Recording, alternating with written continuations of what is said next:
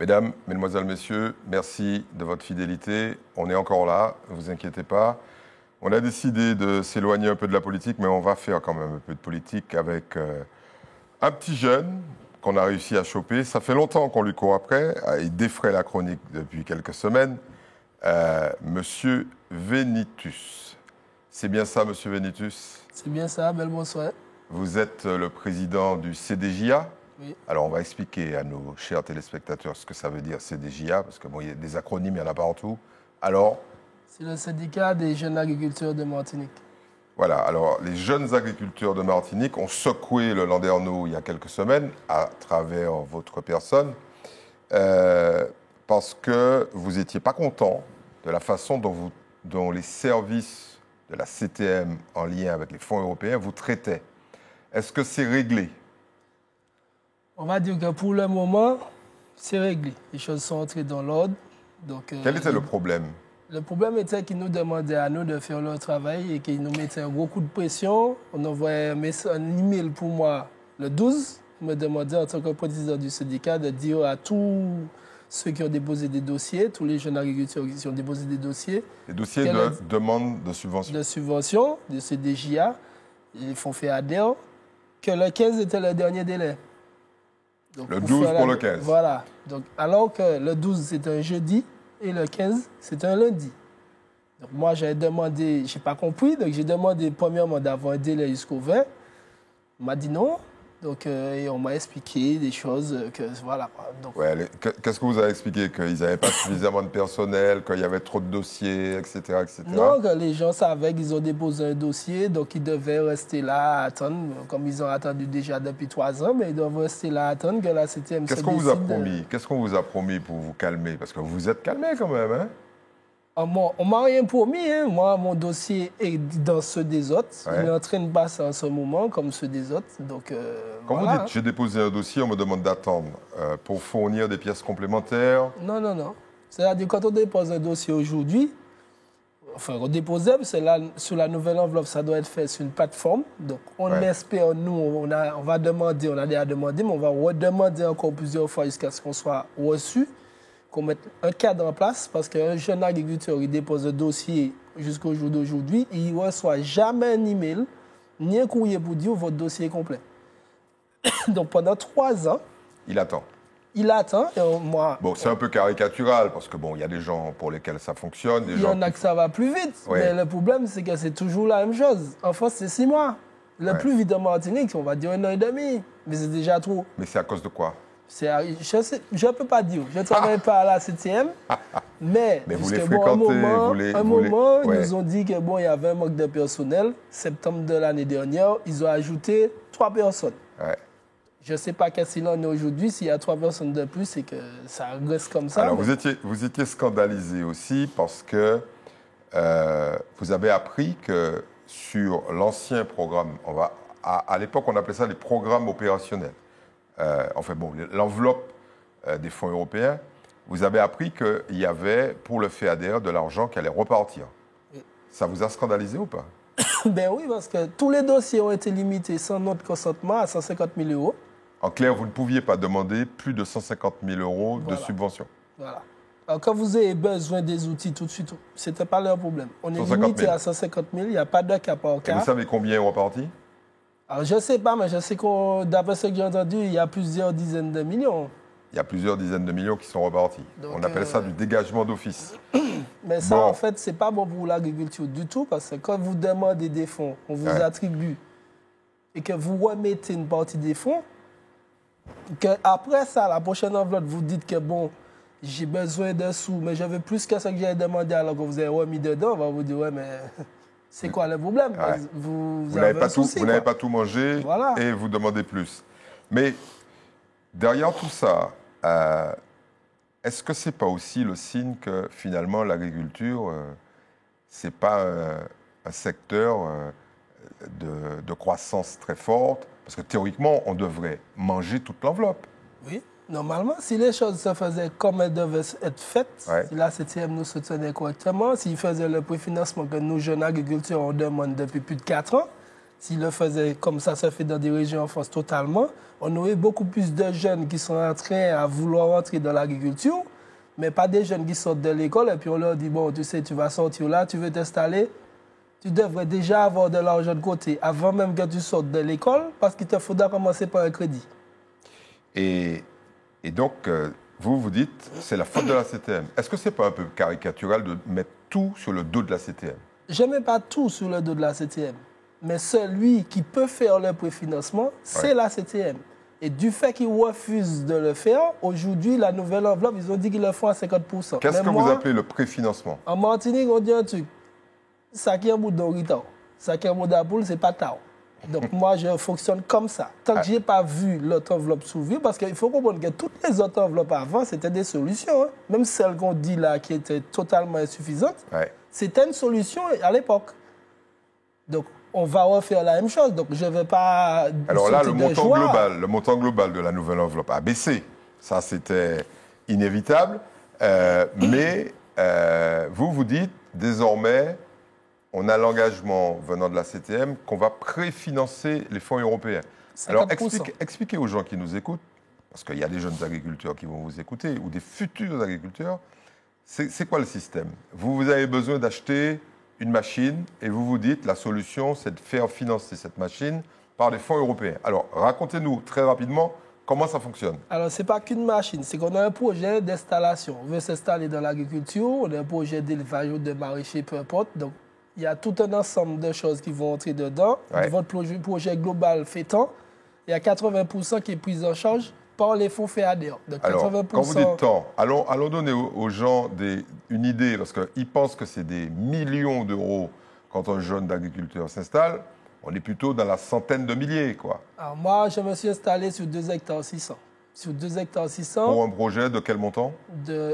Alors, il y a 3 ans, il était à 180 000. Aujourd'hui, il est à 240 000.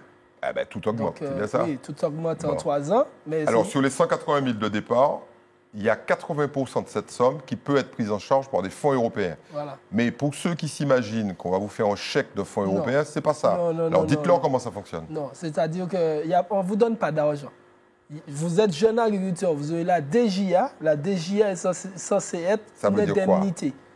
C'est une indemnité parce qu'on sait que le dossier dure 4 ans. Ouais. Donc, pendant les 4 ans, vous n'allez pas pouvoir tout de suite avoir un revenu. Ouais. Donc, puisque vous commencez, il faut labourer, il faut mettre tout en place. Ça ne peut pas être fait d'un claquement de doigts. Donc, on estime que pendant les 4 ans, vous avez des charges à payer, vous avez des enfants, vous avez des factures. Qui est-ce qui vous donne cette DJA? Donc, la DJA est débloquée. Il y a un mélange entre la France, l'Europe et la CTM. D'accord. Mais ça, c'est une espèce d'avance, quoi. Voilà. Donc mais qui n'est pas remboursable, on est bien d'accord? Non. C'est définitif. C'est définitif. C'est quoi les montants? Alors, jusqu'à l'année dernière, c'était jusqu'à 50 000 euros maximum. Et là, sur la nouvelle enveloppe, ce sera à partir de 50 000 euros minimum. Et ça on peut monter monter jusqu'à 100 000 avec toutes les modulations. Mais il faut être raisonnable. Je pense que ça va tourner autour de 70 000 pour ceux qui sont dans la diversification. Voilà, on vous donne 70 000 euros. Ça. Ensuite, revenons au projet. Les fameux 180 000 que vous aviez là, il y a 3 ans. Comment on fait pour obtenir de l'argent sur ça? Alors, c'est difficile d'obtenir de l'argent, mais c'est calculé par rapport à votre production. Ouais. Ce que vous avez prévu de produire, on regarde, est-ce que dans ce que vous avez prévu de produire, vous allez pouvoir dégager à la 4e année les 20% pour rembourser le crédit, plus un SMIC. Parce qu'il faut quand même que vous vivez, il ne faut pas payer toutes les factures et après il n'y a rien. Alors vous avez loupé une étape. Vous avez loupé une étape qui est importante, semble-t-il. Une fois que vous avez déposé votre dossier pour avoir des fonds européens, il faut aller voir une banque. Voilà. Donc, mais avant même de voir la banque, le concepteur de projet, c'est lui qui vous dit, bon, comme il faut faire à peu près tant. Donc, sur la surface que vous avez, il va calculer qu'est-ce que vous voulez faire là. Ouais. Et additionner pour voir est-ce que le dossier déjà va passer. Parce qu'il faut qu'il passe à la banque. Ouais. Donc, il faut que le dossier soit bien ficelé, que votre projet soit réaliste. Parce que s'il n'est pas réaliste, c'est même pas, le concepteur de projet va vous le dire. C'est pas possible de faire ça, ça ne va pas passer, laisse tomber. Ouais. Donc, il faut vraiment que vous soyez maître de votre projet. Vous le connaissez dans tous les sens du terme pour savoir exactement qu'est-ce que vous pouvez faire. Et à ce moment-là, quand le dossier est ficelé avec le concepteur de projet, il est déposé directement, on demande à la banque, mais on dépose aussi à la CTM. Et là, les choses sont lancées. Ouais. Et là, parfois, on attend. Faut attendre. Faut attendre. Même si, en fait, on va dire quand même que heureusement qu'il y a une banque. Oui, parce que si c'était pas... Pour tout vous dire, la DGA qui n'est pas faite pour ça, c'est elle qui nous sert de garantie auprès des banques. Donc l'argent qu'on vous a donné pour vivre pendant 4 ans, vous le prenez et vous le donnez à la banque. Sinon, on installe 0 agriculteur en Martinique. Donc ce qu'il faudrait, c'est que l'instance politique puisse, comme théoriquement elle a l'argent des fonds européens, qu'elle préfinance, comme elle sait que de toute façon elle va pouvoir se rembourser, qu'elle préfinance le dossier. Pourquoi ils ne veulent pas préfinancer? Ça fait 4 ans qu'on leur demande. Je ne sais pas pourquoi ils ne veulent pas.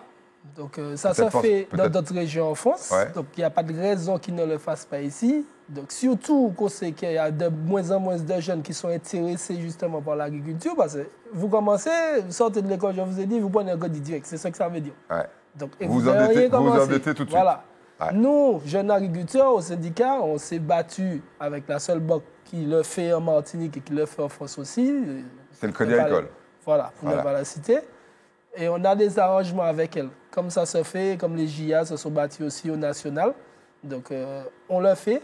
Donc, ils acceptent de diminuer sur des choses pour nous, d'avoir certaines choses à 2%, 1%, ils jouent le jeu. 0%. Alors, le banquier joue le jeu, mais la CTM joue moins le jeu, voilà. C'est ça? Et la CTM reproche aux banques de ne pas piller.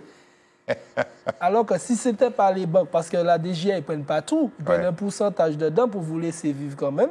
Mais si ce n'était pas les banques aujourd'hui qui acceptaient de baisser sur leur taux, faire des arrangements, il n'y aurait pas d'agriculteurs. Oui, il n'y aurait pas d'agriculteurs installés. Bon, vous me dites, alors on va commencer à parler des choses qui fâchent, on est bien d'accord. On a essayé d'expliquer un petit peu comment ça fonctionne. Je pense qu'ils ont mieux compris. Vous me dites que les jeunes agriculteurs veulent s'installer.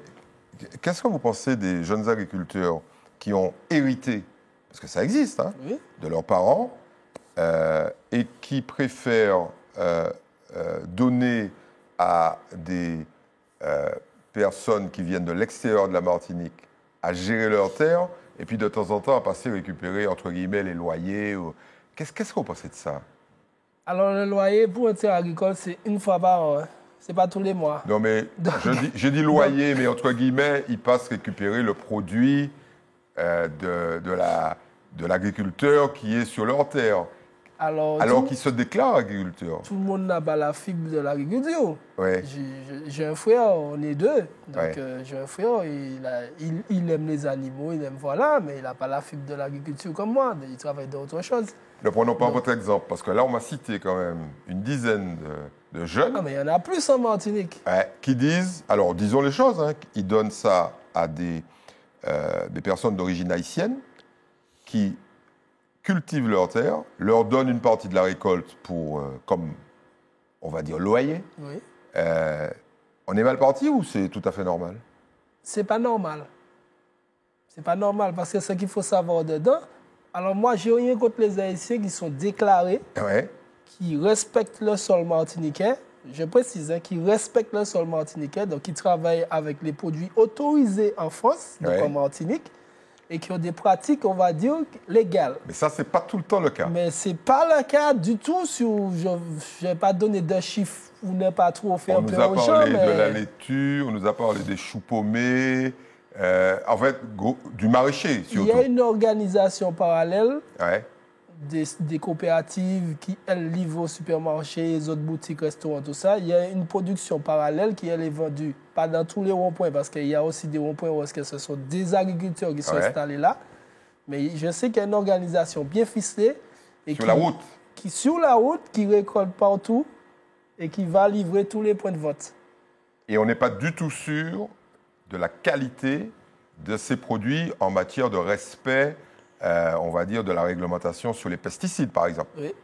Mais le plus grave dans tout ça, c'est que s'il n'y avait pas cette production-là, les 14% des productions locales dont on parle, je pense que ce serait à 8%. Ça veut dire en clair que ces gens-là contribuent malgré tout à l'autonomie alimentaire. Mais les terres n'appartiennent pas aux Haïtiens. Non. Elles appartiennent à des Martiniquais. Oui. Donc quand c'est mal orienté, les Martiniquais sont complices. Oui. Et comment vous faites pour lutter contre ça? Non, on ne peut pas lutter contre ça. Comment vous pouvez pas? S'il n'y a pas de dénonciation... Mais qui est-ce qui pourrait le dénoncer? Ceux qui peuvent... La plupart des gens qui travaillent comme ça, c'est qu'ils n'ont pas de papier. Ouais. Quand on n'a pas de papier, c'est qui fait en sorte de nous donner des amendes, nous arrêter, faire des choses. Ce n'est pas les agriculteurs, hein, c'est la gendarmerie. Ouais. Donc, quand vous voyez la gendarmerie qui embête tous ceux qui sortent du travail là, à 4 h de l'après-midi pour leur donner un PV pour un Ulysse parce qu'il attend la fin du mois pour mettre 2 pneus, ou bien contrôle technique ou je ne sais pas quoi, c'est comme les fusillades, c'est la même chose. Vous êtes en train de nous dire que les gendarmes ferment les yeux? Ils travaillent, mais pour taxer ceux qui travaillent, pas pour taxer ceux qui devraient taxer. Ouais. Donc, mais voilà. Et il paraît même qu'il y a des grossistes qui profitent de tout ça. Oui. Il y a des moments où vous êtes découragé quand vous voyez ça ou pas? C'est pas qu'on est découragé, mais on se dit au jour d'aujourd'hui qu'il y a un problème. Parce que les grossistes que vous dites là, je sais de qui vous parlez. Je ne parle de personne. Il n'y a pas 2, 3, 4, 5. Il y a un seul précisément. Mais bon, voilà. Le problème qu'il y a, c'est que pour pouvoir faire passer la marchandise, il faut avoir obligatoirement, la DAF l'exige, donc ils le savent, les analyses de sol.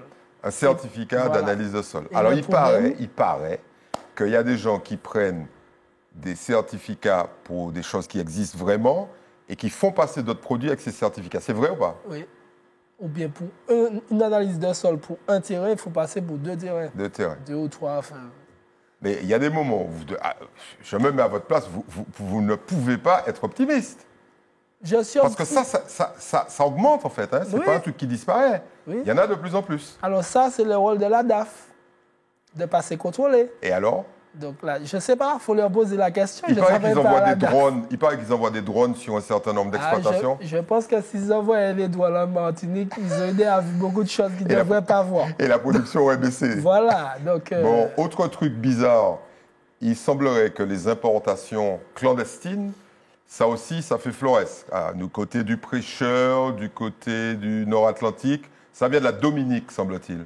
Vous avez entendu parler de ça? J'ai entendu parler de ça, mais j'ai entendu parler aussi que le matin, il y a beaucoup de gendarmes par là, jusqu'à 18 h. Et après, les gendarmes, on ne sait pas, ils disparaissent. Mais on est bien d'accord que les importations ne se font pas de jour. Oui, elles se font de nuit. Mais on est bien d'accord aussi que les Martiniquais responsables qui vont faire leur journée de travail et qui peuvent payer une amende, c'est de 10 h du matin à 18 h qu'ils circulent. Ils ne circulent pas la nuit. Voilà. Bon, en clair, que fait la police? Non, c'est même pas que fait la police, c'est que fait-elle en Martinique. Et c'est pas la police, c'est la gendarmerie. Oui, non, je dis la police de manière générale. Donc quand on voit le ministre qui dit qu'il va envoyer des gendarmes, plus de personnel pour la retenue des gens, presque tous les 2 jours en Martinique, eh bien, quand c'est pour ça, quand l'agriculture, vous contrôlez, mais ils ne contrôlent pas ceux qui devaient contrôler. Ouais. Ils contrôlent les honnêtes Martiniquais. Et ça a tendance à vous énerver. Mais il y a quelque chose qui vous énerve encore plus, c'est que... il semblerait que vous n'en ayez pas entendu parler. Mais vous savez, nous, on écoute les gens qui nous appellent en nous disant on a un autre problème encore, c'est qu'il y aura de moins en moins d'agriculteurs qui vont pouvoir résister, notamment dans la banane, à des offres de faire passer de la drogue dans leurs conteneurs. Vous avez entendu parler de ça? Alors moi, je défends surtout la production locale qui est plantée en Martinique et consommée en Martinique. Oui, non, mais bon... Alors, ceux qui prennent le conteneur, je ne vais pas dire que ça ne m'intéresse pas du tout. Mais bon, parce qu'il y a de jeunes agriculteurs qui sont dans la banane. On ne peut pas les exclure, ceux-là. Mais je les soutiens. Il faut les aider. Je les soutiens. Par contre, je leur dis une chose. 4% de la banane produite en Martinique est consommée en Martinique. Oui, c'est quoi? C'est 3000 tonnes? Quelque chose comme ça. Voilà, donc vous contribuez à la richesse des 96% qui va ailleurs pour être transformé en France, en Belgique, parce que maintenant, il y a plusieurs endroits. Ouais. Et vous n'avez pas répondu à ma question sur la cocaïne qui est dans un conteneur. J'ai entendu ça. Vous avez entendu ça? J'ai entendu ça. Bon, quand on rentre dans ça, on ne peut pas en sortir après. Non, moi concernant la banane, comme je dis, je l'ai dit, une réunion de la DAF, on était là, on avait un COSDA, je l'ai demandé à Banamot, je leur ai dit ça. Il n'est pas marqué sur le nom de Banamot, Banamot coopérative de banane export. Il est marqué Banane Martinique. Oui. Et moi, c'est que je leur reproche aussi dans un sens, parce que les petits planteurs, j'ai de la famille qui plante pas de chez moi. Ce sont des petits planteurs, ils font 30 cartons, 20 cartons, ils ne font pas beaucoup. et qu'on leur a reproché un moment, si vous ne faites pas un quota, ce n'est pas la peine de livrer. Donc ça veut dire que le minimum que vous tuez à faire là pour essayer de survivre, si vous n'êtes pas capable de faire plus que ça, ne livrez pas. Quand vous ne livrez pas, vous ne serez pas payé. Donc ça veut dire qu'on met ces gens-là directement au chômage. Pour moi, quand une coopérative parle comme ça, c'est un manque de respect pour les agriculteurs. Et vous pensez... Alors que ce qu'ils devraient faire, comme ce n'est pas une coopérative de banane export, dans mon secteur, je vois que malgré la maladie qu'on voit qui est sur la banane... C'est en cosporiose. Voilà. La figue pomme arrive à maturation pour pouvoir la récolter. La macandia aussi. Et c'est même la cacambou, tout ça. Donc je leur ai demandé pourquoi ils ne favorisent pas, eux, à faire des vitroplans de ces bananes-là, plus résistants, et puis de favoriser pour les petits planteurs, ils sont près des rivières, ils ne peuvent pas traiter parce que c'est interdit à plus de 100 mètres, de leur dire, vous pouvez planter ça, et qu'à ce moment-là, ce serait pour la consommation locale. De l'île. C'est clair parce qu'ils vous diront que... Je n'ai eu aucune réponse. Bon, on va faire en sorte qu'ils vous répondent. Alors, autre problématique majeure, c'est les terres. On est d'accord? Bon, vous dites, la CTM, encore la CTM, vous dites la CTM, ils font des choses très sympathiques. Ils ont une réserve de terre qu'ils donnent aux jeunes agriculteurs. Mais là où vous levez le doigt, vous dites, attention, une bonne partie de ces terres sont chlordéconnées. Ils devraient nous donner plutôt les terres saines. Autre problématique, alors, qu'est-ce qu'on peut faire?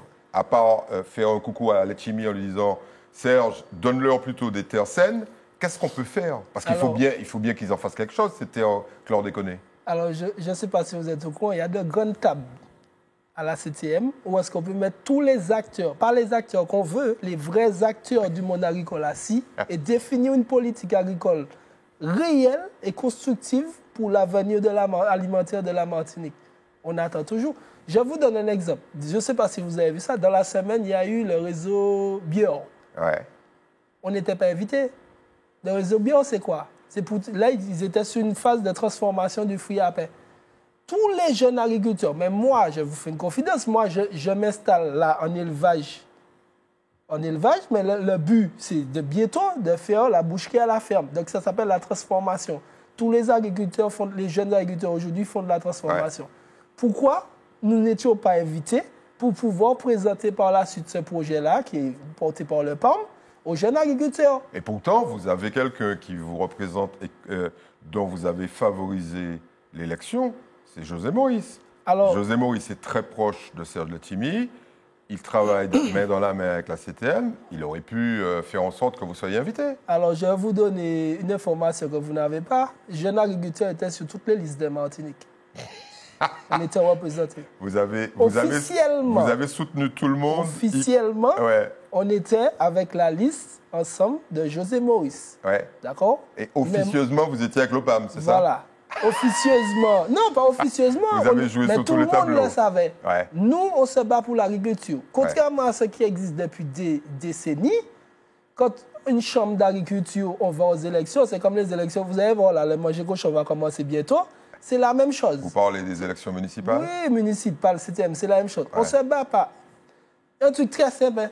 Vous mettez le SMIC comme salaire pour tous les politiciens de Martinique, il y en a plus. Même dans la chambre d'agriculture, vous allez voir tout de suite qui veut se battre pour réellement faire avancer les filières. Ouais. Ça sera clair et net. Nous, on s'est battus, oui. Il y en a certains...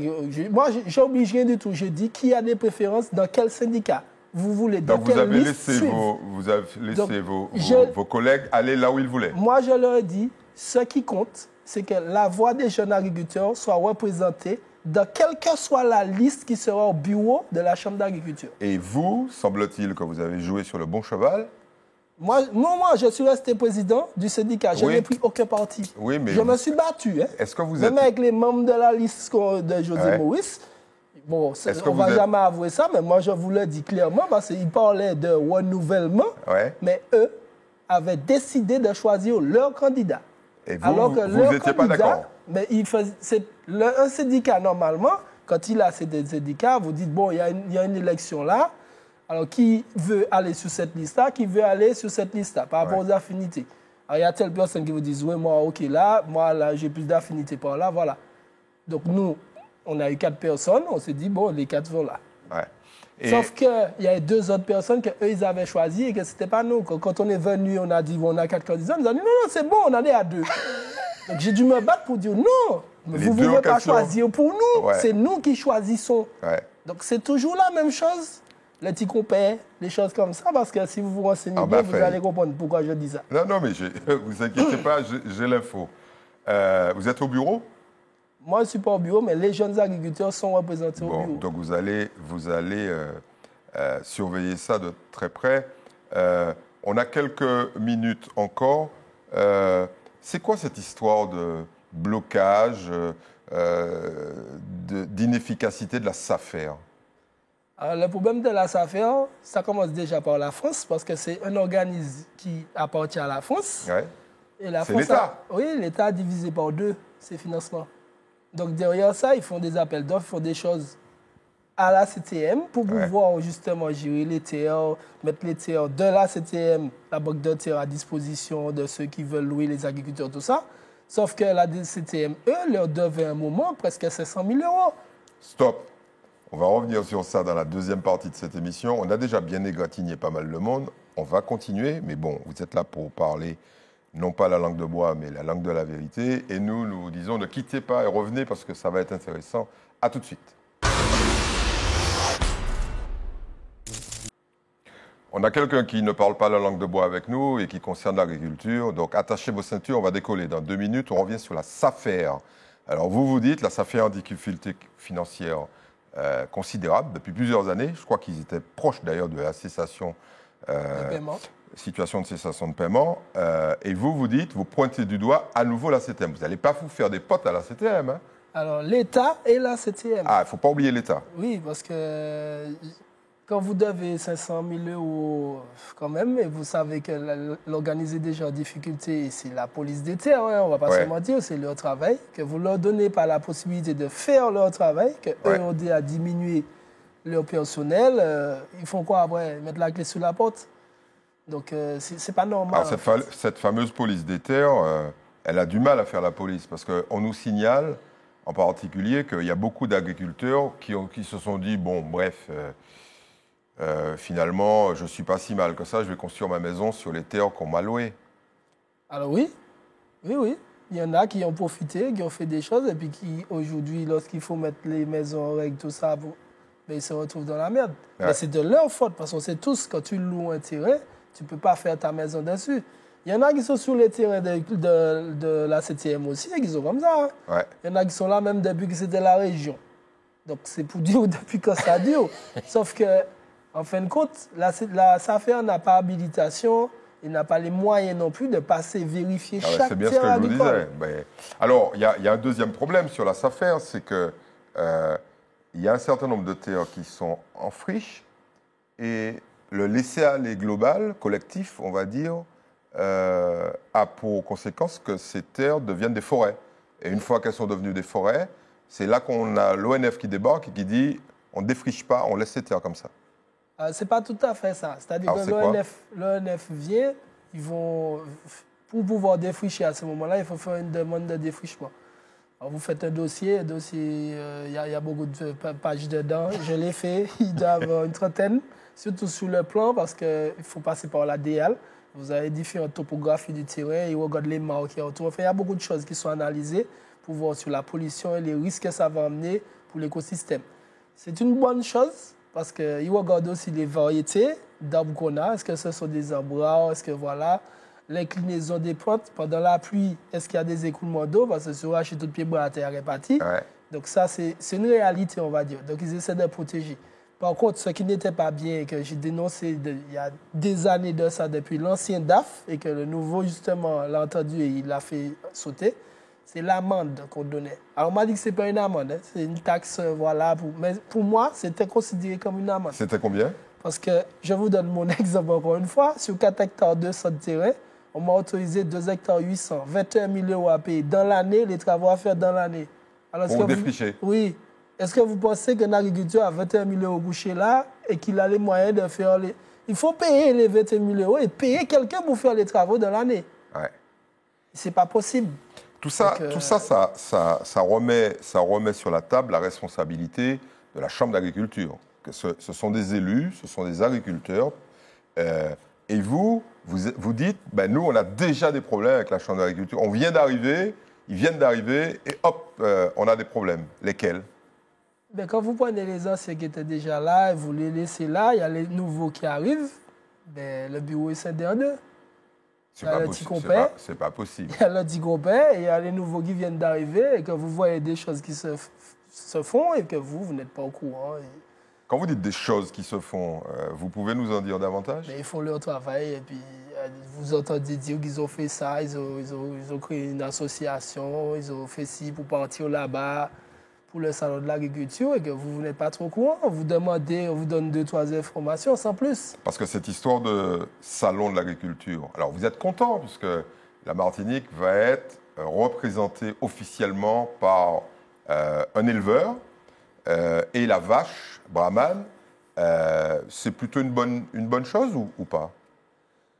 Alors c'est une bonne chose, mais pour tout vous dire, la vache brahmane, ça fait des années qu'elle existe en Martinique. Les années 50.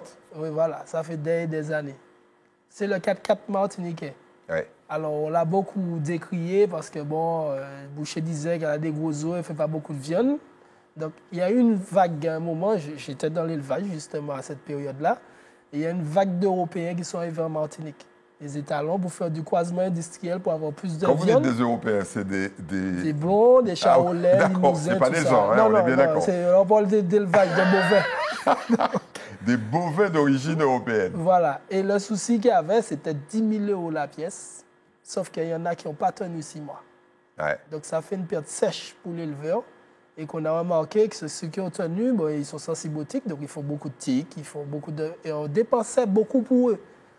Et au bout d'un moment, j'étais chez M. de Rénal, ancien de Rénal, au Vauclin, et on faisait justement des étalons brahmanes. On avait 600 différents. Donc, on a fait des étalons qui ont réussi à avoir le même GMQ, la croissance, et le potentiel en viande, que les croisés. Donc, ça veut dire que vous êtes favorable à ce que le brahman puisse... Alors, il y a des gens qui disent, ouais, mais bon, les gens qui favorisent la brahman vont contribuer à la disparition de la vache créole.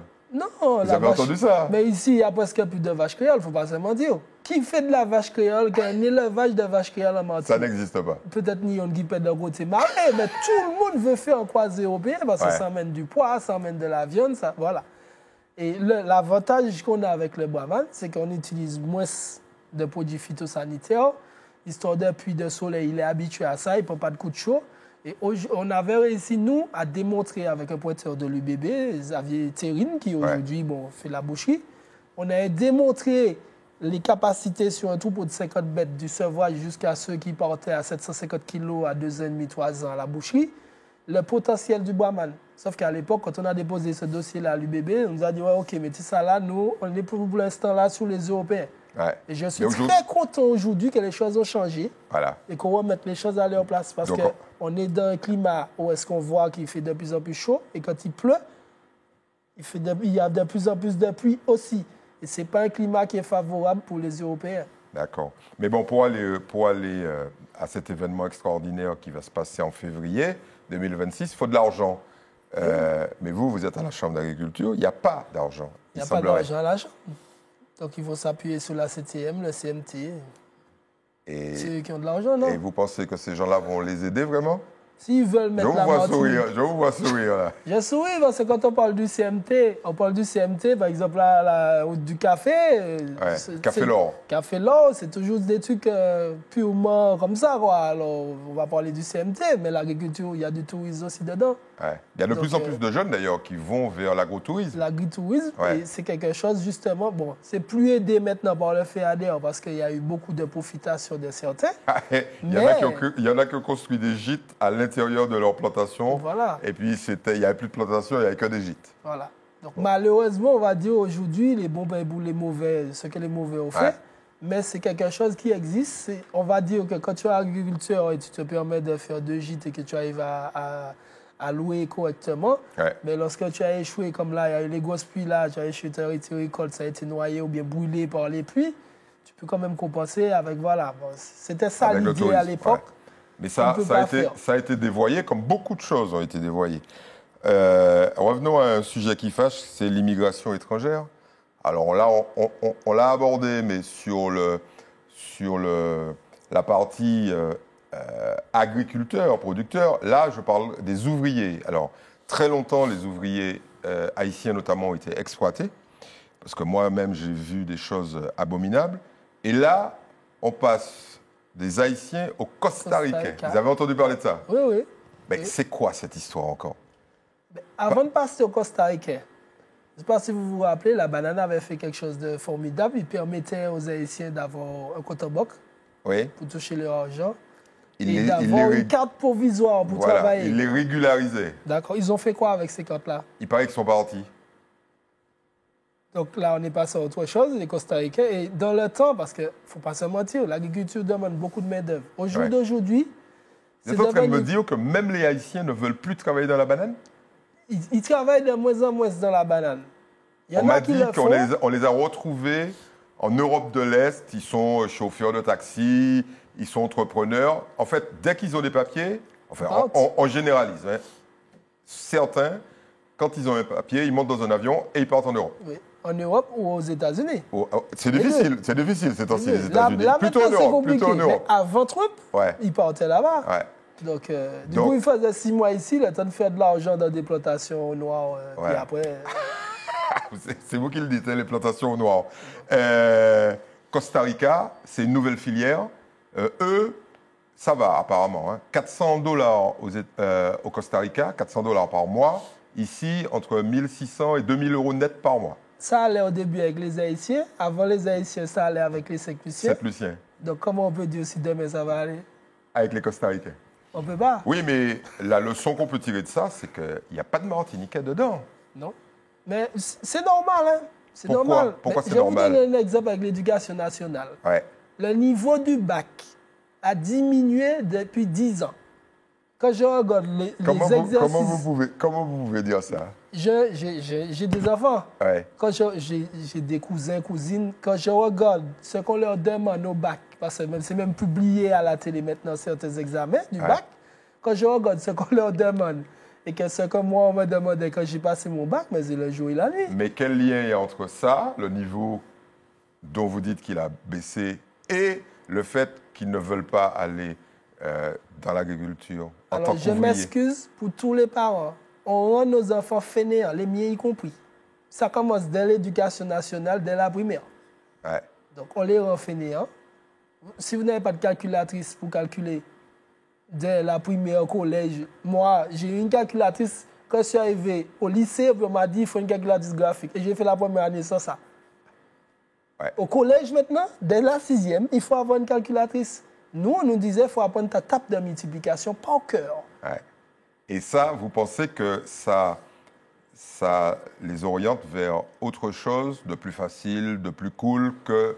Mais ça veut dire en clair que le métier d'ouvrier agricole, vous êtes en train de le dépeindre comme quelque chose de difficile, voire de très difficile. Ça a toujours été difficile. Ouais. Ça a toujours été quelque chose de compliqué. Si on n'a pas la fibre, voilà. Mais est-ce que ce n'est pas lié aussi au salaire? Parce qu'on n'en parle jamais. Alors, tout est mélangé. Donnez-moi un ouvrier agricole qui travaille dans le maraîcher. On ne va pas prendre chaque fois la banane. Le maraîcher, il gagne combien par mois? Le SMIC. Le SMIC? Oui. Voilà. De toute façon, ce n'est même pas la peine d'espérer pour gagner le SMIC.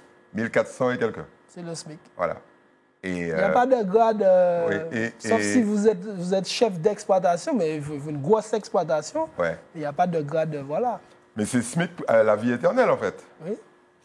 Et vous nous dites ça tranquille, et c'est la vérité. Mais malheureusement, quand on dit, quand j'entends les gens dire, oui, il faut qu'on installe plus d'agriculteurs pour qu'on puisse avoir concurrencer ces domaines, concurrencer Costa Rica. Mais pour moi, ce sont des gens qui vivent sur notre planète et puis leur corps est resté en Martinique. Ils mentent. Mais ils sont en train de mentir pour les gens et les gens croient ça. Ouais. On est le pays qui a la main-d'œuvre la plus chère du monde. Comment on peut réellement concurrencer quelqu'un qui a 3-4 fois moins que... Oui, mais il y a un double problème. On est un pays qui a la main-d'œuvre la plus chère du monde, mais cette main-d'œuvre est sous-payée. C'est quand même dingue, ça. Elle est sous-payée, pourquoi? Parce que les produits sont sous-payés. Ah. Quand on voit un kilo de tomates à 7 euros, ça choque tout le monde. Moi, ça ne me choque pas. Quand je sais que bon, il y a eu 2-3 coups de pluie, 2 coups de soleil, et puis que vous avez prévu de récolter 4 tonnes de tomates, vous avez récolté 400 kilos. Ouais. Vous avez les mêmes charges à payer. Les mêmes charges. Donc Alors, on vend pas le prix, on vend pas les produits à prix juste. à prix juste. À aucun moment, un distributeur, je parle des grandes distributions, tout ça, c'est quand on livre aux coopératives, ce n'est pas elle qui fixe le prix. C'est la grande distribution. La grande distribution leur dit, bon, ben moi, j'ai pris tant là à ce domaine, je décide de vous payer tant. C'est à nous à laisser. Ouais. C'est comme ça. Tant qu'on ne va pas mettre les choses dans leur contexte, parce qu'il faut bien comprendre que la loi vous dit normalement, vous n'avez pas le droit en France de travailler à perte, sauf dans l'agriculture. Parce qu'on ne nous demande jamais à combien il faut produire un kilo de tomates, du concombre laitue, à combien il faut être payé pour qu'on puisse les revendre nous. Non, ils nous imposent un prix. Alors nous, derrière, on fait la diversification, parce que si on a perdu là, et puis en ce moment, il n'y a pas beaucoup de... On prend un exemple banal. Bon, admettons, il n'y a pas beaucoup de mangues. On commence à livrer des mangues, les mangues sont chères payées, ou bien des avocats, voilà. On fait des cultures où est-ce qu'ils ne nous demandent pas beaucoup de main-d'œuvre dedans, sauf pour cueillir. Et derrière ça, ça compense un peu. Mais quand vous faites que du maraîcher, vous êtes livré... En fait, c'est la roulette russe tous les jours. En fait, vous êtes en train de nous décrire une agriculture... Alors, c'est rare d'entendre ça, mais vous êtes dedans, vous êtes jeune, avec un langage de vérité. En fait, c'est pas la peine d'aller dans l'agriculture, alors. C'est pas que c'est pas la peine d'aller dans l'agriculture. Moi, je tiens à nourrir mon peuple. Je tiens à nourrir mon peuple sainement. Mais vous est-ce que vous vous nourrissez? Moi, je me nourris de ce... Oui, je me nourris de ce que je produis. Bon, tout le monde me voit. Oui, non, mais bon. Je me ramène les sardines, je ramène la morue. Oui, moi, végétarien. Mais donc la voiture voilà. dont vous avez besoin, vous la payez par mangue. On est d'accord. Il y a un moment où il faut gagner sa vie. Voilà. Comment vous faites? C'est difficile. C'est difficile. Et vous comprenez qu'il y en a qui sont tentés... Il varie entre le vert et le rouge, comme tous les agriculteurs, on fait comme on peut. Vous comprenez qu'il y en a qui sont tentés de dériver? Je comprends ça. Et moi, je me dis, c'est pour ça que je me dis que les instances devraient arrêter de mentir. C'est quand vous couillonnez. Parce qu'il faut comprendre quelque chose. Vous avez couillonné les jeunes quand ils vont sortir. Moi, j'ai rencontré les lycées, les CFPPA, Rivière-Pilote, le directeur du Corbet actuel. On en a beaucoup parlé.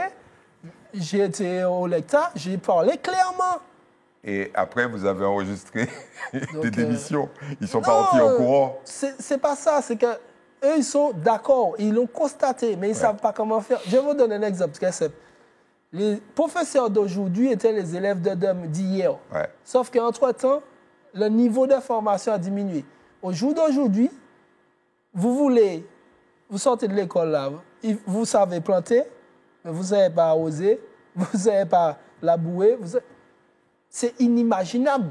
Alors bon, le jour que j'étais là, c'est pour ça que je vous dis que les gens qui sont dans les bureaux et qui ont touché de loin à l'agriculture ne sont pas réalistes. Le jour que je disais ça, la directrice du lecteur était là, elle m'a dit, je suis tout à fait d'accord avec vous. La solution de Banamot, c'est de faire des CQP. Il y a un CQP tactuel, ça leur fait un CQP irrigation. C'est quoi un CQP? C'est un diplôme que vous passez. C'est en dessous du CAP. Vous allez passer un diplôme pour planter, pour irriguer, pour labourer. Mais c'est quoi? Alors moi, j'ai expliqué que non. Il y a 20 ans en arrière, d'ailleurs, M. Ramassami de la Chambre d'agriculture était là, fait le même constat. Il a dit, lui, on tourne en rond. Parce qu'il y a 20 ans, il a dit ça. Et là, on fait le constat aujourd'hui. Et le truc, c'est qu'avant, quand un agriculteur sortait de l'école, il savait tout faire. Aujourd'hui, c'est plus le cas. C'est ça qui nous manque.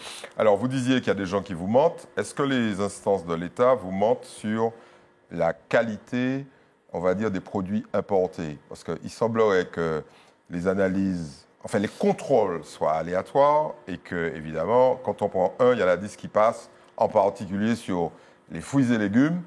Les Martiniquais savent ce qu'ils mangent quand c'est importé? Ils ne savent pas. Ils savent où ça sort parce que c'est marqué le pays, c'est tout. Je vous donne un exemple. Tous les agriculteurs en Martinique ont obligation d'avoir une analyse de sol. Quel est le conteneur de fruits et légumes qui arrive? Et chaque aliment de chaque agriculteur dedans, il y a une analyse de son sol.